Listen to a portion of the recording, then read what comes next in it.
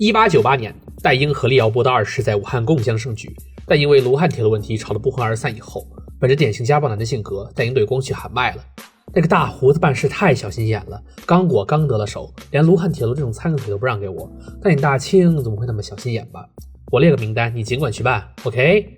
于是戴英列了5条在中国境内修铁路的条款，内容是这样的。而大清呢，毫不意外地对着霸王条款唯唯诺诺。清末就是这样的环境。经历这次事件以后，1905年6月，紫禁城里一个叫吕佩芬的人也上书，希望大清让他的安徽老家也能赶上这洋玩意儿。吕上书是怎么想起来的呢？因为几个月前，大清俨然成了铁路的光之国。1905年3月5日，中英合拍的广九铁路正式开机。5月13日，原始凯成为京张铁路大股东。5月15日，大清也自己下场修建滇蜀铁路。而安徽的头由谁出呢？不是那个上完书就没然后的吕佩芬，而是一位神奇的存在——李经方。他是李鸿章大公子，大清自己的苏霍德列夫，一个和帝国主义野心狼都能谈笑风的社交天才。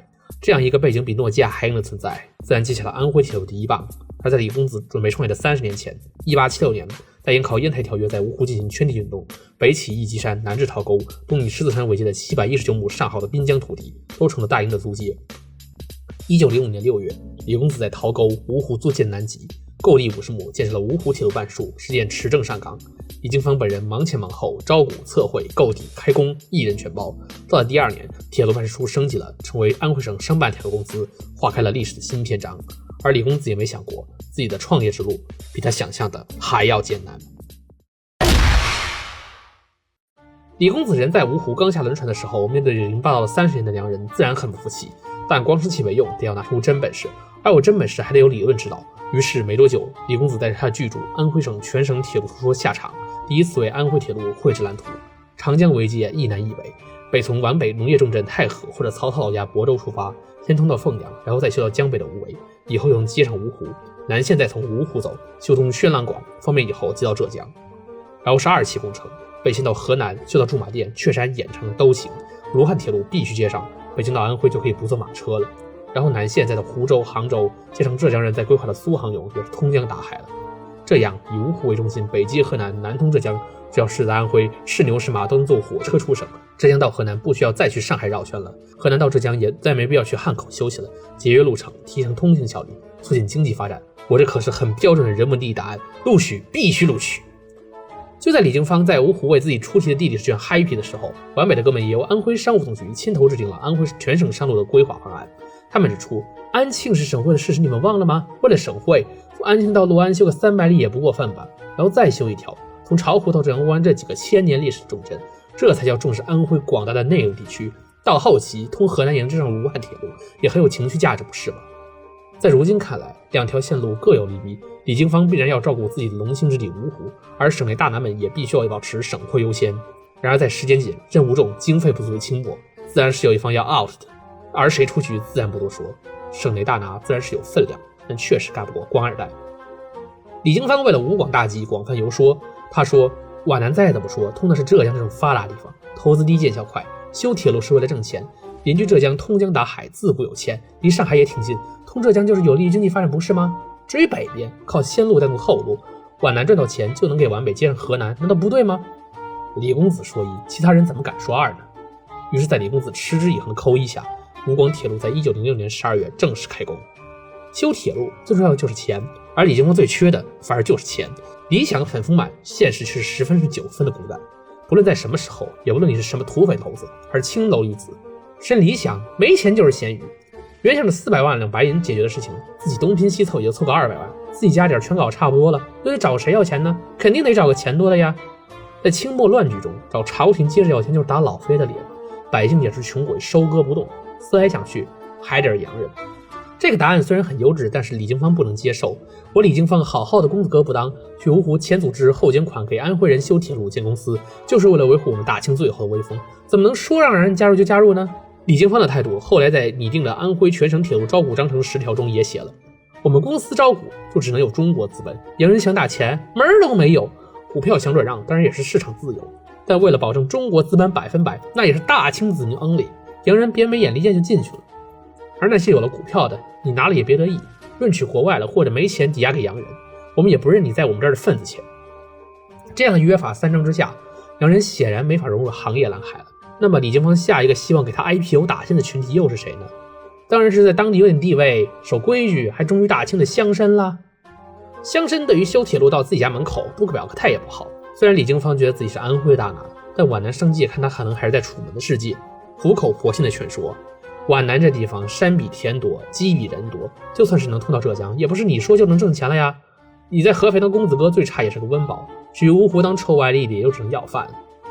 几十年前，皖南被洪天王和曾国藩接连雷扑。到了1904年，皖南人口只剩了250多万，占全省2成不到，和皖北比更是遥遥落后。铁路终点的广德州当时就20万人，省内哥们儿无论大哥安庆、二哥凤阳，谁都比皖南多个10倍甚至9倍。在皖南修铁路，你居然像是拉煤老母鸡多的本地人？不会吧，不会吧！而且就算是拉货，就沿线这个市场，一包是上世纪破产。芜湖运大米，好好的长江我为啥不用？上来的木头走水路也不好吗？哦对，茶叶，南洋有个国家叫西兰吧，那边红茶有洋人撑腰，我们自己产的运不出去怎么卖？等着小罐茶大师做吗？在清末，皖南茶叶的年产量是100万担左右，这看起来不错，但又是什么水平呢？在过去，铁路运输以16担80斤合为1吨，按照这个算法，就算皖南茶叶都拿铁路运，一年的货运量也就7万吨不到。相比于京张铁路年42万吨的货运量和41万吨的客运量，吴广铁路高低也是个门可罗雀的市场。本地乡绅既然不是理想的答案，也不妨碍李经方还是保持迷之自信。那么李经方还在研究什么呢？煤。作为工业革命最重要的矿产，高附加值的煤炭对于发展的必要性无需多言。1876年创办的开平煤矿促成了唐衢铁路建设也表明，运输煤炭这种大宗商品的最佳方式就是铁路。近代中国的铁路建设也几乎围绕着煤炭开展。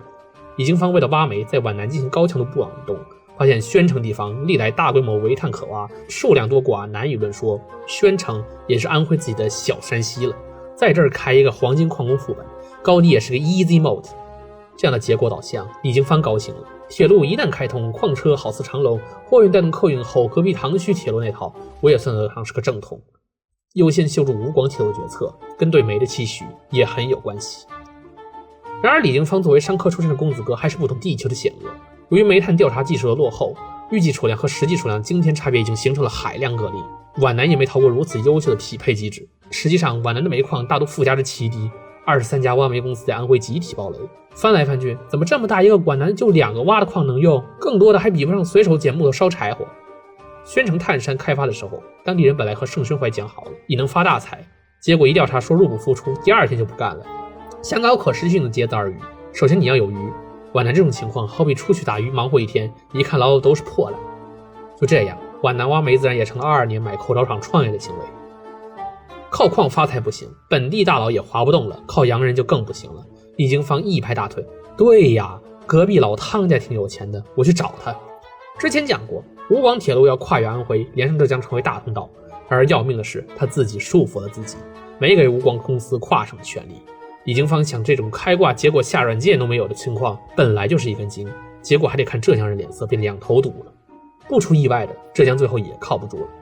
主政浙江铁路公司的汤寿贤奉献来勤快的原则，提前近100年开始搞强省会战略，都是以杭州为中心修的铁路，比如途经商业繁华区的江苏线，连接上海的杭嘉线、沪嘉线，还有连接省内重要港口的永曹线。出版规划里头根本就没有考虑你安徽的事儿。哦对，杭四铁路倒是计划经过安徽，但毕竟不是什么干线，清朝亡了都还没有动工。本来省内的贵人们看不好吴广铁路，再加上皖南矿业的衰微和浙江的冷淡，更是让吴广铁路处于一个下不来台的状态。全皖南为吴广铁路筹股的门可罗雀，全芜湖为其他行业筹股的则门庭若市。公司亲自去徽州拉票，结果忙活了1天还不够回来路费。芜湖本地人宁肯去给伊尔汗铁路这种独角兽企业打 call， 也没几个愿意给自己家门口捐1个子儿。就这样的鸽宗状态，有人坐不住了。官二代果然还是靠不住的，我们群众力量大，为什么不先行皖北铁路？公司内部为了蓝美2线的修筑，也吵得有一点点激烈，时任安徽铁路公司总理的蒯公点发话了：吴广铁路是丰满的理想，骨感的现实，靠当地人给你众筹，你都眼睁睁让人看着爆雷不是个事儿，后人要是再训你的话该怎么办？收手吧方，日后要是说铁路没修成，不说我们不支持你，你咋说都行。你轻率开工，重置荟萃，知道的是在清丽江，不知道以为还是在青瓦台呢。蒯光点当年在合肥开银钱杂货店，有着丰富的建设经验，比科班出身的李经方还是有点话语权。更重要的是，他有人脉，与当地大拿程文明有共识。蒯光典在寿县担任督销期间曾写信给他，我们觉得合肥到亳州可以修一条铁路，一连上镇阳关，人流物流都不差，而且地处平原，施工较易，能降低成本，提高收益，修好肯定能回本。如今再看这条规划，它首先连通了水运重镇正阳关，陆上重镇亳州，打破了皖北闭塞的僵局，是一条很现实的规划。而且如果这条铁路通了，能使得亳州的铁路历史提前近100年。河亳铁路因为各种原因终究没有修通。1930年，民国计划修筑陇海铁路，同时延伸一条支线到亳州，但最终因为战争不了了之。亳州的卡伟也匆匆坐赛车的变成坐轮椅。李经方的方案中，就算是规划了皖北，也都是以芜湖为中心。清末安庆省会还是安庆，凤阳、寿县还是重要市镇，李经方都没考虑大佬的感情，直接修到太和县。那边要台不是很多吗？给我拉去！就这种城市天际线整活玩家都想不出来的水平，皖北江北人看着都觉得寒心。大哥，你玩天际线就天际线，但我可是真的 NPC 啊，给我留头牛好不好？民众虽然没法对李经方说这话，但皖北商界还没被闭麦。1907年，士绅代表洪汝昌等人就提出安徽铁路还是得皖北优先，那么多人嗷嗷待哺，南边线路真没北边急，结果被拒绝。之前和蒯光典关系挺好的陈文炳成为长江水师提督后发话，皖北相对于皖南施工条件更为便利，经济效益更好，一年至少挣0.1个小目标，不够你找我程总来补，绝不会学隔壁那个姓展的拿蛋以次充好。而全省铁路公司仍然是李家之天下，不为所动。接任总理周旋云也没改变李经方的固执态度，他和稀泥地表示，安徽人都是一家人，北边的铁路我也不是不修，但你们这么要求皖北也要修，又是跨淮河又是跨长江的，成本也很高嘛，咱们破罐子打圆卡，接着往皖南使劲吧。全省铁路公司大约是在众叛亲离道上越走越远了。1908年，安徽白话报上发表了一篇文章，此时青浦铁路已经是清廷、英国、德国3人的次级战场。民众感慨道，本来淮河挨着皖北沟通很久了，架个铁路不好吗？京汉铁路吃了肉，接上它高低有个碗刷，我们要是把这个示范列出去了，江苏就争不过我们。以后津浦铁路也是我们的。你吴广铁路1没盈利价值，2没统战价值，3个人是筹不出4块大洋，必须得打5星差评。另一边则觉得，我们皖南修铁路，今天你们皖北这么白眼我们，以后北线招呼看你们怎么凉拌。为了一条铁路，仅仅是安徽省内都是空前的南北大战，而这场初代南北大战只是因为官二代的理想和执拗。截止1911年5月，吴广铁路仅建成芜湖至湾支的32公里的陆基桥涵，完成青弋江铁路大桥及芜湖火车站的战机填充工程。历时5年，吴广铁路头号金主，那些卖米的乡绅们也客不起钱了。逼自己一把不如放自己一马，芜湖自此是把行业蓝海变成了行业蓝灶，在成就安徽铁路第一条大运上单单的写了个结。